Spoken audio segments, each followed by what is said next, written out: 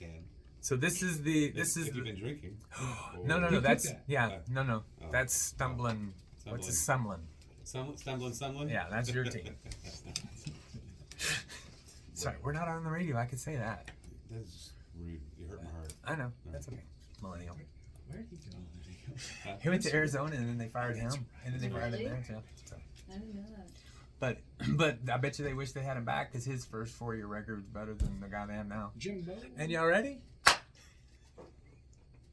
Hello, Austin, Texas. You're listening to the Home Team with Troy and Wyatt, where we bring sports and money together for your education and entertainment. If you have any questions about anything we say today, please reach out to me at loansfromtroy.com, or you can give me a call at 855-299-HOME. And please remember that phone number is for mortgage and real estate questions and stuff, suggestions only. The sports aspect, not so much. This is more of just mine and Wyatt's opinions. I think you should go ahead and call you about sports. But Nikki doesn't know anything about sports when she answers that phone. So telling her my opinion on Dak is not valid. She doesn't do anything. Still my favorite story. Right. Yes. So with that, it's a great time. We definitely want to give thanks to Security National Mortgage, where they turn houses into homes by financing your American dream. You did. I'm sorry. I told you we get to sports. I start researching. I got on this thing. I'm firing up. Hey, I'm getting prepared. I'm getting prepared for all the insults about to fly my way. Yeah, and so with that being said, Security National Mortgage, we appreciate you allowing us to, advertise kind of what's going on or get out there what's going on as far as the real estate business and everything else. And I think we had a great segment because, fantastic. I mean, I'm condos in Austin are Austin now.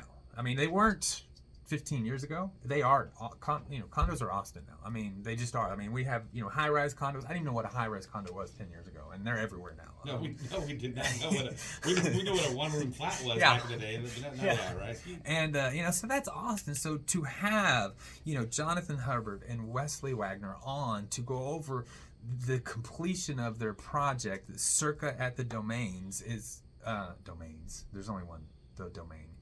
Yeah, and it was important. I mean, to get this information out because, we've been talking for weeks and weeks and weeks about the shortage of homes, and now they just brought another 48 on, and they brought them on at a price point that the first-time home buyer in Austin can qualify for. Right, we said in Austin. Yeah, first-time home buyer in Temple, not so much, but Austin first-time home buyer. It's some investment opportunities as well. So basically, they can help out anyone. Really, is what it sounds like. And it's funny to say this, but it's created in the new Austin image. It's created for the nomadic homeowner, and that can stay here for months and go somewhere else and come back and things like that.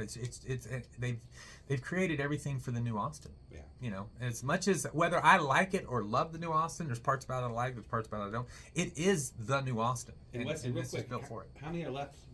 We have 33. 33 left. So already you have some going out the door. So yes. If y'all want this opportunity again, it's circadomain.com. Yeah, and that CERCA. Correct, and it's also sales at circadomain.com if you want to email them. You go to the website, you can apply on the information.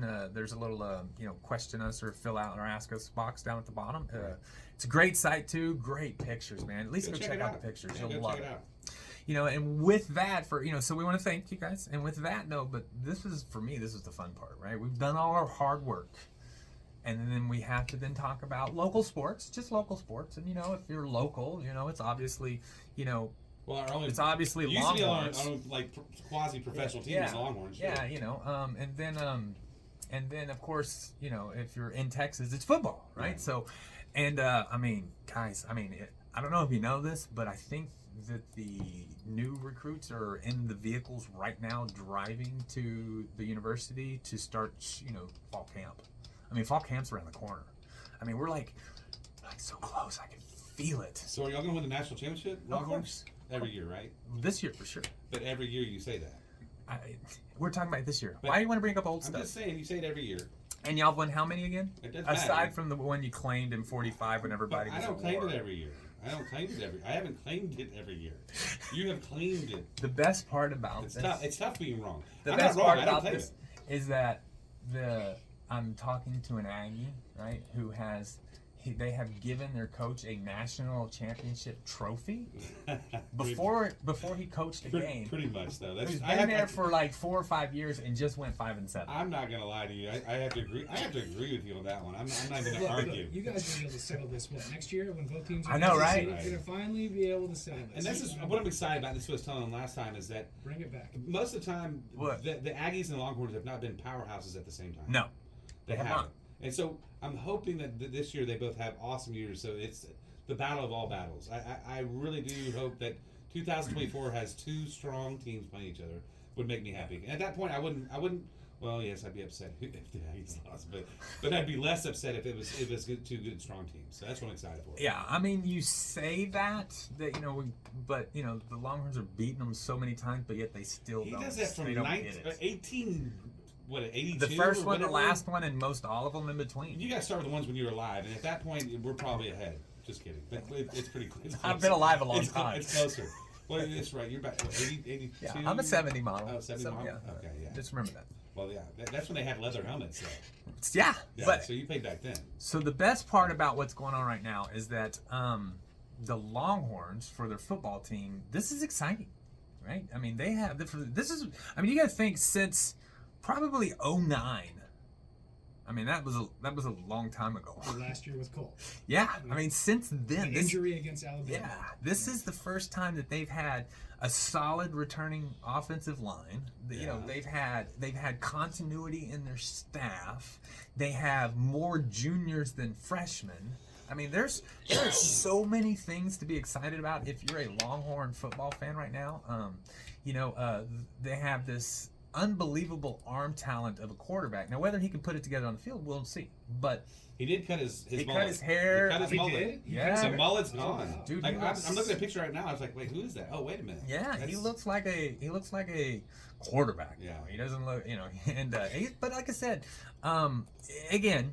I wonder. I'm picking this right now. I'm going to record all of this because you were very excited right now. Oh yeah, no, I truly am. And if they have a bad year, this is going to be really bad. This one will hurt. This one will hurt. The ones they've had the last few years didn't hurt because I wasn't truly in my heart. I would say it because I'm a fan, which is short for fanatic. We've discussed this, right. And but this year I truly believe we have a good quality team. Well, let's be honest. You're going to find that out early on, week 2 at Alabama. Oh, at Alabama. At Alabama.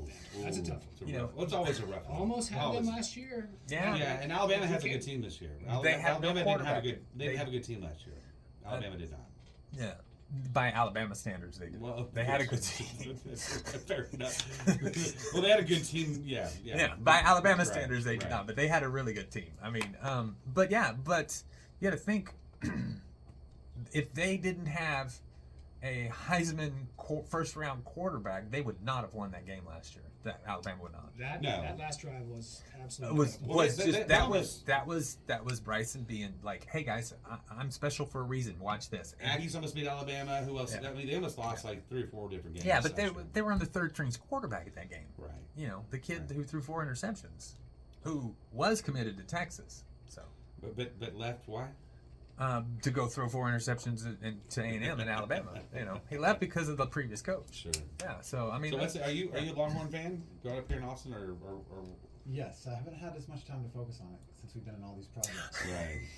I have to be honest. Once football season's hunting season, and usually I'm out in the blind, and I'll come back and check the scores. But when the Aggies playing, I tend to get out of the blind a little bit earlier. Oh. That must have been so painful. It is. Did you Appalachian to the ground? I did. No, that one was a rough one. We move on. Just move on. We can. Yeah. The best part was the year before the Longhorns lost to Kentucky, and so every Aggie friend of mine was like, "Oh, Kentucky!" They wave, right? So now I'm just like, "Hey, what's that?" Appalachian. You're such a mean person. Do you sleep good at night? I never have to hear about Kentucky again. No, that's right. Well, honestly, grew up in Austin. I am a Longhorn fan. We discussed this. Yeah. But if they play the Aggies, I'm an Aggie fan. But, that's. But other than that, I'm a diehard Longhorn fan, and they did look good last year. They're one of the only teams that I saw progression throughout the year. They got better throughout the year. The year before, it got worse. So last year, I'm excited about it. Ewers looked stronger. He looked good in camp. It looks like Sark has some cohesion at the team. I think they have a good year. And I don't think they win the national championship, but I think they have a good year. You know, and the real question is now that we're moving into camp, Yeah. and all the news pressure is going to be starting to apply to Bobby and Jimbo. They're doing good. Are you still feeling good about that? No, they're doing good. Now, are they doing good like how like 2 years ago when Sark took over? I said we're going to win the championship. As much as or you're are they doing as good much like as you're you excited, really believe as they're much doing as you're good? excited, I am nervous, but at the same time excited as well because. But from what they're saying, and again, neither one of you are in the locker room and can hear anything. We read this and then we read it somewhere else, and most time it's leaned towards our. Do we read it on the green leaves? Well, I don't read it on the Longhorn side. I read it on the Aggie side, and it's leaned towards what I want to hear, right? Yeah. But what they're saying is Jimbo stayed out of all the offensive meetings, stayed out of them. So this is your gig. No. Again, I will tell you I'm with you. And it's Alabama, and there's they do a throwing play like they did last year and lose the game when they could have won it, right? Mm-hmm. They could have won that game. Oh yeah. You don't think that Jimbo's going to be throwing his clipboard across the thing and him and Petrino get into it? I see it happening, but I'm hoping they can work through it. And if they do, it's magic. If they don't, it's disaster. There's nothing in between. I'm telling you, this is all risk, all reward. Oh, it is. There's no nothing, middle ground. There's no middle ground. I mean, it really isn't. Yeah. It's we'll see how it works, but if it does, I mean, I see a very, very successful year for them. If it is a successful year, I think it will be short term in the fact that Bobby Petrino will move on, and not if they have a really good year. You think he gets picked up? I think he goes somewhere else, and it's not. It has nothing to do other than Bobby's. But he still has ego, and then they're gonna be like, "Hey, we want you." Yeah, he's an alpha, and he's not going to want to stay. So are you saying all assistant coaches are not alphas? No, not all assistant coaches are alphas. Bobby's an alpha.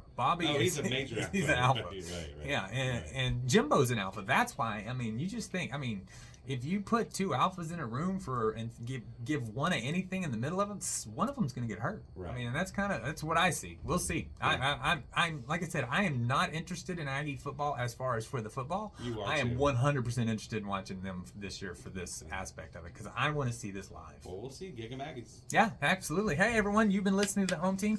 Please remember to reach out to Jonathan Hubbard at circadomain.com. Your thing came unplugged. So yes, reach out to them. It is circadomain.com, and that's CERCA domain.com, and they can get a hold of you at what phone number? I'm at 512-599-2927. We'll see you next week. You shouldn't do that. It's fucked up.